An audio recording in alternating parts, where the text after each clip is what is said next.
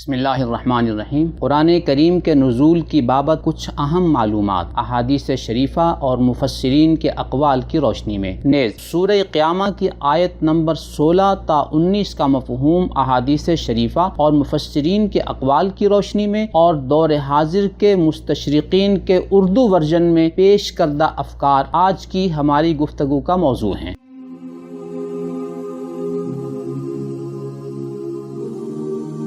قرآن کریم کے نزول کی بابت سورہ بقرہ میں ہے، شہر رمضان الذی انزل فیہ القرآن، رمضان وہ مہینہ ہے جس میں قرآن کریم نازل ہوا۔ سورہ قدر کی آیت نمبر 1 میں ہے، انا انزلناہ فی لیلۃ القدر، بے شک قرآن کریم کو ہم نے لیلۃ القدر میں اتارا ہے۔ مستدرک حاکم کی روایت نمبر 3781 اور 3958 میں ابن عباس رضی اللہ تعالی عنہما سے منقول ہے کہ قرآن کریم لیلۃ القدر میں آسمان بالا سے آسمان دنیا تک اکٹھا نازل ہوا، پھر تھوڑا تھوڑا کر کے 23 سال میں نبی اکرم صلی اللہ علیہ وسلم پر نازل ہوا۔ یہ روایت امام بخاری اور امام مسلم کے معیار پر صحیح ہے۔ سورہ قیامہ کی آیت نمبر 16 تا 19 کا مفہوم بیان کرنے سے پہلے اگر آپ کو دور حاضر کے ایک B A pass media scholar کی کتاب مقامات کی کچھ سطریں سنا دی جائیں تو وہ دلچسپی سے خالی نہ ہوں گی۔ وہ اپنی کتاب مقامات کے صفحہ 64 پر اپنی مزعومہ دبستان شبلی کے فہم قرآن کے منہج کی بابت ایک بہت بڑا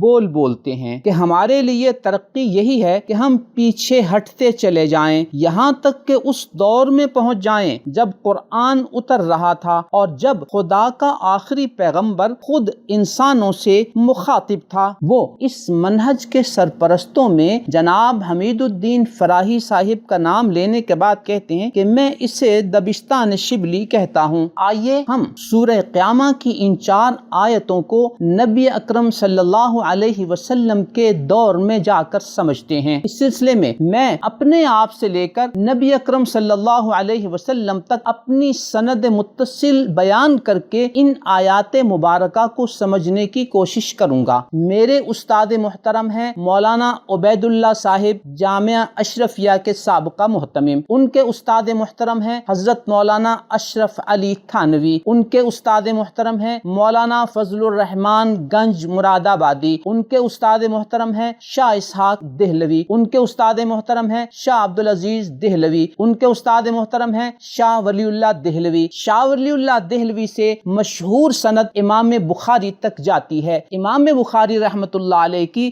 صحیح بخاری کی حدیث نمبر 5 میں ہم ان آیات مبارکہ کا مفہوم سمجھنے کی کوشش کرتے ہیں۔ حضرت عبداللہ ابن عباس رضی اللہ تعالی عنہما فرماتے ہیں کہ وحی کے نزول کی وجہ سے نبی اکرم صلی اللہ علیہ وسلم کچھ شدت محسوس فرماتے اور اپنے ہونٹ مبارک ہلاتے تاکہ اس کو پڑھ سکیں۔ عبداللہ ابن عباس رضی اللہ تعالی عنہما فرماتے ہیں کہ نبی اکرم صلی اللہ علیہ وسلم کے ہونٹ ہلانے کا جو طریقہ تھا میں اسی طرح تمہیں ہونٹ ہلا کر دکھاتا ہوں۔ پھر انہوں نے اپنے ہونٹ ہلائے۔ اللہ رب العزت نے اس موقع پر آیت نازل فرمائی، لا تحرک بہ لسانک لتعجل بہ، آپ اپنی زبان کو نہ ہلایا کریں تاکہ جلدی سے اس وحی کو لے سکیں۔ ان علینا جمعہ وقرآنہ، ہم پر ہے کہ ہم اس قرآن کو جمع کریں اور اسے پڑھائیں۔ حدیث میں ہے ابن عباس کہتے ہیں جمعہ لک صدرک، کہ قرآن کریم کو آپ کے سینے میں جمع کریں، وتقرأہ، اور پھر آپ اسے پڑھیں، فاذا قرأناہ فاتبع قرآن، جب ہم پڑھ چکے تو پھر آپ اس کے مطابق پڑھیے۔ ابن عباس کہتے ہیں فاستمع لہ وانصت، کہ آپ اسے غور سے سنیں اور خاموش رہیں۔ ثم ان علینا بیانہ، ابن عباس کہتے ہیں کہ پھر ہم پر ہے کہ آپ اسے پڑھیں۔ نبی اکرم صلی اللہ علیہ وسلم کا اس کے بعد یہ معمول رہا کہ جب جبریل علیہ السلام آتے تو آپ ان کی وحی کو غور سے سنتے، جب جبریل علیہ السلام چلے جاتے تو نبی اکرم صلی اللہ علیہ وسلم اس وحی کو پڑھتے جیسے جبریل علیہ السلام نے پڑھا تھا۔ ملاحظہ ہو صحیح بخاری حدیث نمبر 5، یہی مضمون صحیح بخاری کی حدیث نمبر 4927، 4928، 4929 اور 5044، 7524 میں بھی موجود ہے۔ اسی مفہوم کی حدیث صحیح مسلم میں 1004 اور 1005 نمبر پہ بھی موجود ہیں۔ یوں ان 8 احادیث مبارکہ میں ان 4 آیات کا مفہوم سیدنا عبداللہ ابن عباس عباس رضی اللہ تعالی عنہما کے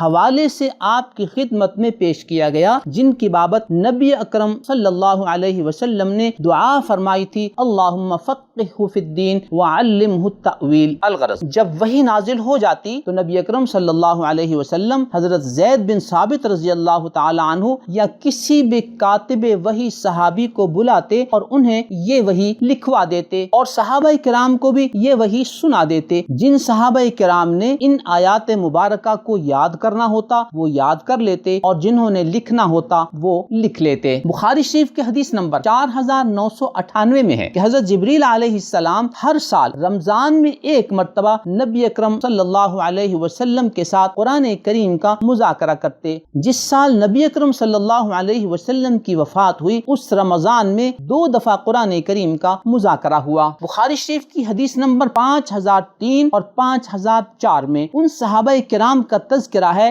جو قرآن کریم کے حافظ تھے۔ نبی اکرم صلی اللہ علیہ وسلم کے مبارک عمل اور صحابہ کرام کے اس حفظ سے یہ بات واضح ہو جاتی ہے کہ نبی اکرم صلی اللہ علیہ وسلم نے مکمل و مرتب شکل میں صحابہ کرام کو قرآن کریم یاد کرا دیا تھا اور انہیں سب کچھ بتا دیا تھا۔ ملاحظہ ہو، صحیح بخاری حدیث نمبر 4679، 4986 اور 7191۔ سورہ قیامہ کی ان 4 آیات کے بارے میں احادیث شریفہ کے حوالے سے یہ مفہوم بیان کرنے کے بعد آپ کے سامنے 1400 سال کے مفسرین کے نام پیش کرتا ہوں جنہوں نے انہی احادیث شریفہ کی روشنی میں ان 4 آیات کا مفہوم بیان فرمایا ہے، جن میں خاص طور پر دوسری صدی کے تفسیر مقاتل بن سلیمان میں یہی مفہوم بیان کیا گیا ہے۔ تیسری صدی کی تفسیر طبری میں حضرت قتادہ رضی اللہ تعالی عنہ سے 119 اور 120 روایت کے ضمن میں اسی مفہوم کو بیان کیا گیا ہے۔ چوتھی صدی کی تفسیر ابن ابی حاتم میں بھی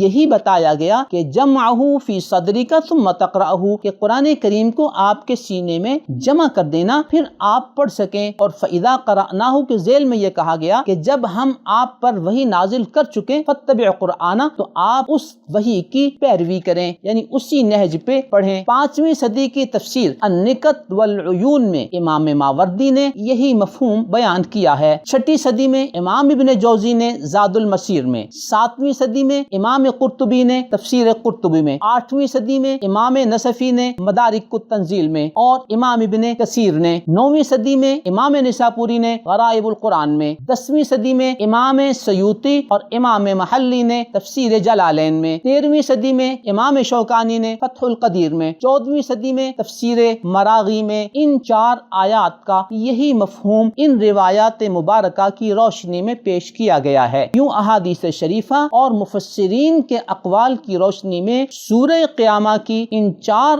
آیات کا مفہوم آپ کے سامنے پیش کر دیا گیا۔ نظروا للطيبة ونور طه يسطعون